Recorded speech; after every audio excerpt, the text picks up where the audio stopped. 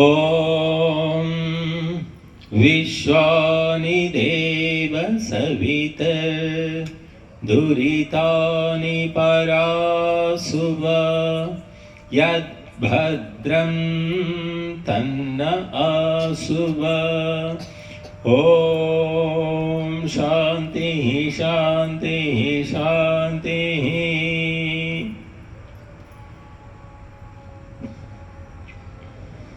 బంధువులారా,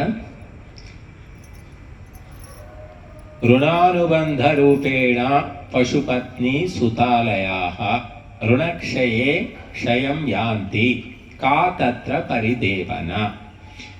ఇది ఒక శాశ్వతమైన సత్యం. రుణం అంటే అప్పు, బాకీ వల్ల, బాకీ అనే అనుబంధం వల్ల ఈ పశువులు, భార్య, పిల్లలు, ఇల్లు, వాకిలి, బంధువులు, మిత్రులు, ఈ సంబంధాలన్నీ ఏర్పడుతున్నాయి. కారణం ఏమిటి అంటే బాకీ ఉన్నాం. వాళ్ళు మనకో, మనం వాళ్ళకో బాకీ ఉన్నాం కాబట్టి ఆ బాకీ ఉన్న వాళ్ళందరినీ కలుపుతాడు భగవంతుడు, ఒక చోట కలుపుతాడు. ఆ బాకీ తీరిపోయిన తర్వాత బాకీ తీసుకున్నవాడు ఎటో పోతాడు, ఇచ్చినవాడు ఇంకెటో పోతాడు. సంబంధం ఉంటుందా? ఇచ్చినవాడికి ఉండదు, తీసుకున్నవాడికి ఉండదు, కనిపించినా పలకరించదు. కానీ ఆ బాకీ ఉన్నంతసేపు ఎక్కడ కనిపించినా అడుగుతూ ఉంటారు, పలకరిస్తారు, వెతుకుంటూ వస్తారు. కాబట్టి ఇది జగన్నాటకం.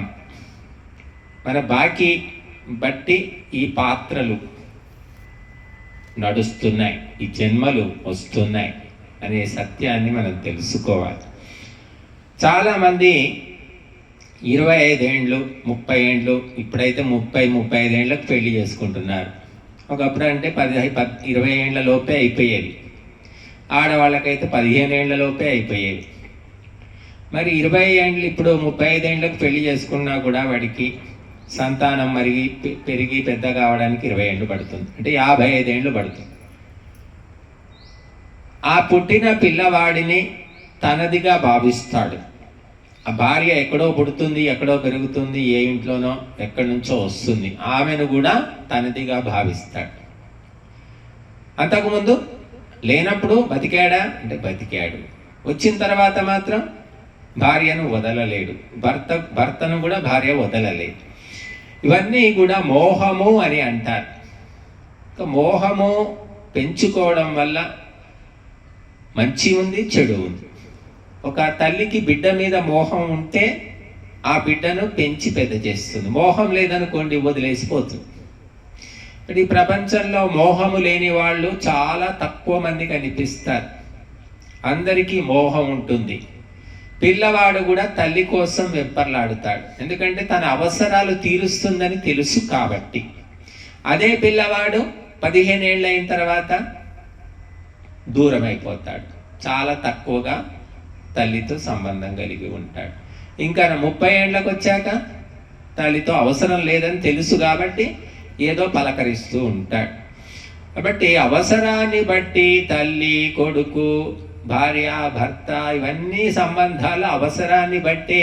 అవసరం తీరిన తర్వాత అన్నం విస్తరాకులో తింటాం, పంచభక్ష పరమాన్నాలు తిన్న తర్వాత ఎంగిలి విస్తరాకును ఏం చేస్తారు? మడత పెట్టి దాచిపెట్టుకోరు, ఏం చేస్తారు? విసిరేస్తారు, పారేస్తారు దూరంగా. అట్లాగా ఇదంతా అవసరాల కోసం ఏర్పడిన సంబంధాలని శాస్త్రం చెబుతుంది. ఇదే నిజం. ఈ జన్మకింతే, ఎప్పటికీ ఉంటుంది అనుకుంటున్నారు. ఎప్పటికీ ఎందుకు ఉంటుంది? నువ్వు పుట్టినప్పటి నుంచి ఉందా?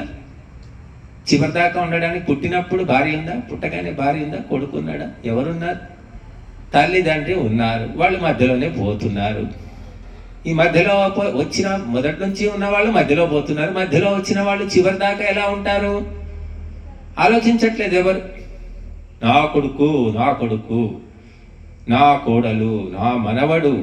చాలామందికి కొడుకు కంటే మనవడి మీద పిచ్చి, వ్యామోహం. మనవాడి పెళ్లి కాలేదు. మమ్మల్ని చాలామంది అడుగుతుంటారు, మా మనవాడి పెళ్లి కావట్లేదు స్వామీజీ, మా మనవరాలికి సంతానం కావట్లేదు స్వామీజీ.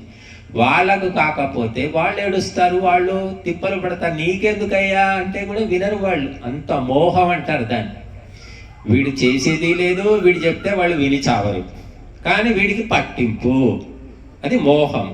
ఆ మోహం వల్ల నష్టమే, లాభము లేదు. ఒక 5 ఏళ్ల పిల్లవాడు, 10 ఏళ్ల పిల్లవాడు తల్లి పట్ల మోహం ఉంది, తల్లికి పిల్లవాడి పట్ల మోహం ఉందంటే దానివల్ల లాభాలు ఉన్నాయి. కానీ 30 ఏళ్ల పిల్లవాడు తల్లి పట్ల మోహం ఉండి తల్లి కొంగు పట్టుకొని తిరుగుతున్నాడు అనుకోండి, ఏమంటారు అందరూ? పిల్లవాడిని ఎలా పెంచావమ్మా, వాడు ఎప్పుడు నీ కొంగు పట్టుకొని తిరుగుతాడు, 30 ఏళ్ళు వచ్చినాయి, బుద్ధి నేర్పలేదా అని తిడతారు. కాబట్టి మోహము అనేది అవసరమే, కానీ ఎప్పుడు ఎంత ఎలా ఉండాలో అది తెలుసుకోవడం లేదు. విపరీతంగా పెంచుకున్నారు చెత్తకుప్పలా, దానివల్ల నష్టము. ధృతరాష్ట్రుడు, గాంధారి, కౌరవుల్లో దుర్యోధనుడి పట్ల పుత్ర వ్యామోహం, దాంతో ఏమైంది? కొడుకుకు బుద్ధి చెప్పలేక మహాభారత యుద్ధం జరిగింది. దశరథుడికి రాముడంటే చాలా ప్రేమ, వ్యామోహం, దానివల్ల మంచి జరిగిందా? రాముడు అడవులకు పోతుంటే పోవద్దు వద్దు అని రామ రామ అని అరుస్తూ గుండె పోటు వచ్చి చనిపోయాడు. కాబట్టి ఎంత మోహం ఉండాలో అంతకంటే ఎక్కువైపోతే నష్టమే తప్ప లాభము లేదు. ఉప్పు కూడా ఎంత ఉండాలో అంత వేసుకుంటే రుచి అంటారు. ఉప్పు ఎక్కువైపోతే విషం, తినరు, లేకపోతే అసలే తినరు, చప్పగా ఉందంట. ఈ మోహము కూడా ఎంత ఉండాలో అంత ఉంటే పర్వాలేదు, కానీ అంతకు మించి పెంచి పోషిస్తున్నారు ఒక్కొక్కరు. విపరీతమైన వ్యామోహం. 10 మంది పిల్లల్ని కన్నప్పుడు అంత లేదండి. ఇప్పుడు లింగులు ఇటుకోమని ఒక్కరినో ఇద్దరినో కానీ వారి పట్ల విపరీతమైన వ్యామోహంతో కృంగి కృషించి నశించి నాశనమైపోతున్నారు. బట్టి మోహాన్ని చక్కదిద్దుకోవాలి. కుక్క ఉంటే నష్టం లేదు, కుక్క విశ్వాసంతో ఇంటి కాపలా కాస్తుంది. కానీ కుక్కను పెంచుకొని ఆ కుక్క బదులు నువ్వే మొరిగితే లాభం ఉందా? కాబట్టి సంతానము కనవలసిందే, పెంచవలసిందే, పెళ్లి చేసుకోవలసిందే. కానీ ఎప్పుడు ఎక్కడ ఎలా ఎంతవరకు మెలగాలో ఉండాలో అది తెలుసుకోవడం లేదు. అన్నం తినకుండా బతకలేం, కానీ అన్నం కోసమే బతికే వాళ్ళు ఉన్నారు. తిండి కోసమే, అన్నం అంటే తిండి, ఎప్పుడు తిండి తిండి తిండి. కొంతమంది చాలా తక్కువ మంది ఉంటారు, తిన్నప్పుడు తింటారు, ఇంకా పెద్దగా పట్టించుకోరు, ఏదో ఇంత కడుపు నింపుకుంటే చాలంటారు. అట్లాగా తిండి లేకపోతే బతకలేం, కానీ తిండి కోసమే బతకడం అనేది చాలా భయంకరం. అలాగా చాలామంది ఎలా ఆలోచించాలి, ఎలా వ్యవహరించాలి అనేది తెలుసుకోకపోవడం వల్ల వృద్ధాప్యంలో చాలా బాధలు అంటే మానసిక బాధలు పడుతూ ఉన్నారు.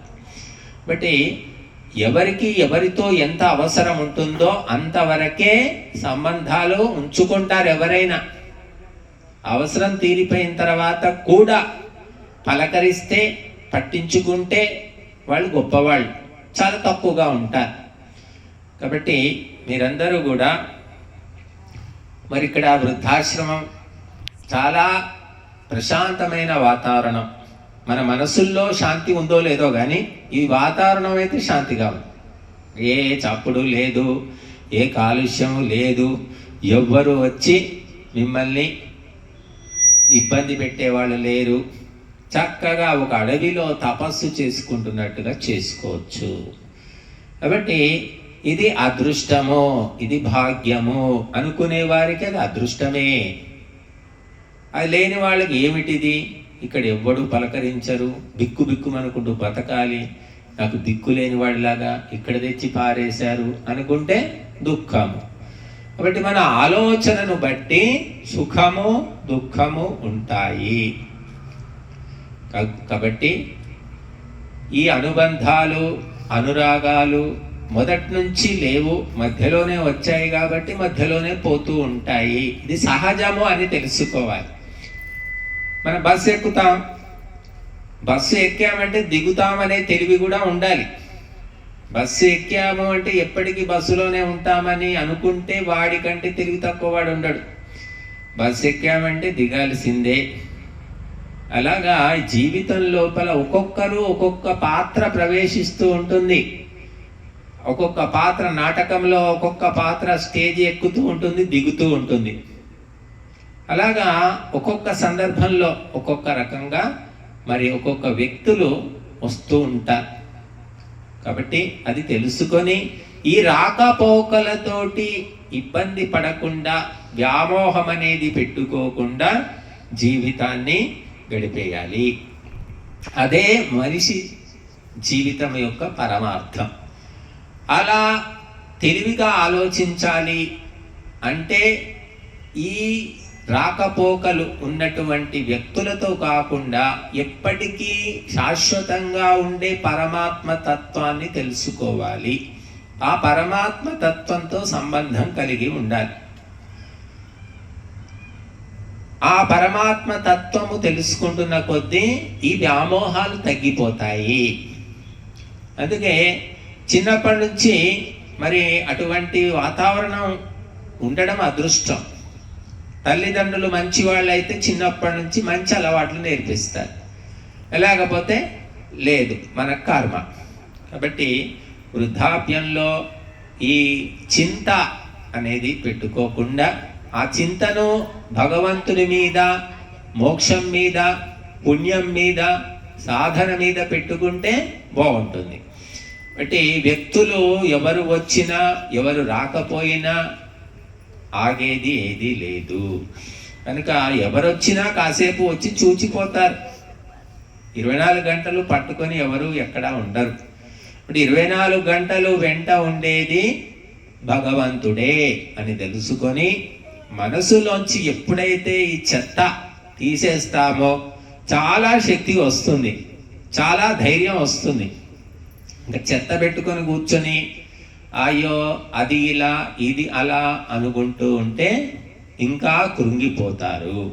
కాబట్టి అన్నీ తీసేసి భగవంతుడు నాకు గొప్ప అవకాశాన్ని ఇచ్చాడు అనుకుంటే చాలా సంతోషంగా జీవిస్తారు. కాబట్టి మానసికమైన ప్రశాంతతను కాపాడుకోవాలి. అలాగే శరీరంలో రకరకాల రోగాలు వస్తూ ఉంటాయి. కాబట్టి ఆ రోగాలకు తగినటువంటి పథ్యము చెయ్యాలి, మందులు వాడుకోవాలి, సమయానుకూలంగా మెలగాలి. ఇది ఎందుకంటే చిన్నపిల్లలకేమో వెంట తండ్రి తల్లి ఎవరో ఉండి చెప్తారు ఇలా ఉండాలి అని. కానీ వృద్ధులకు ఎవరు చెప్తారు? ఎవరు చెప్పరు.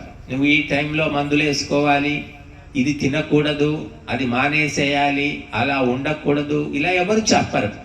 డాక్టర్ చెప్తాడు అనుకోండి, చెప్పింది గుర్తుపెట్టుకొని ఆ ప్రకారంగా మెలిగితే ఆయుష్, ఆరోగ్యం, శాంతి అన్నీ ఉంటాయి. ఆ చెప్పిన దానికి విరుద్ధంగా నడుచుకుంటే సమస్యలు పెరుగుతాయి, రోగాలు పెరుగుతాయి, బాధలు పెరుగుతాయి, నొప్పులు పెరుగుతాయి. కాబట్టి అందరూ కూడా ఈ జీవిత ప్రయాణం లోపల ఇది ఒక దశ. బాల్య దశ అయిపోయింది, యవ్వన దశ అయిపోయింది, ఇది వృద్ధాప్య దశ. ఈ దశకు కూడా వచ్చేవాళ్ళు తక్కువ. నడిమంత్రపు చావు అంటారు. మధ్యలోనే చాలా మంది చచ్చిపోతూ ఉంటారు, చిన్న వయసులో, లేకపోతే పెద్ద వయసులో, లేకపోతే వృద్ధాప్యము 70 ఏళ్ళు 80 ఏళ్ళ దాకా బ్రతికి ఉండేవాళ్ళు చాలా అరుదుగా కనిపిస్తున్నారు మనకి ఈనాడు. 50 ఏళ్ళు రాగానే రకరకాల రోగాలతో ఆసుపత్రుల చుట్టూ తిరుగుతున్నారు. కాబట్టి చాలా తక్కువ మంది మాత్రమే ఎక్కువ కాలం బతుకుతున్నారు ఈనాడు. కాబట్టి ఈ అవకాశం మనకు దేవుడు ఇచ్చాడు, దీన్ని సద్వినియోగం చేసుకోవాలి. అది ఆలోచించుకోండి. చక్కగా మరి ప్రశాంతమైన, నిర్మలమైనటువంటి, పవిత్రమైన ఈ వాతావరణాన్ని సదుపయోగం చేసుకొని మీరంతా కూడా మానసిక ఉన్నతిని, ఆత్మిక ఉన్నతిని సాధిస్తారని ఆశిస్తున్నాను.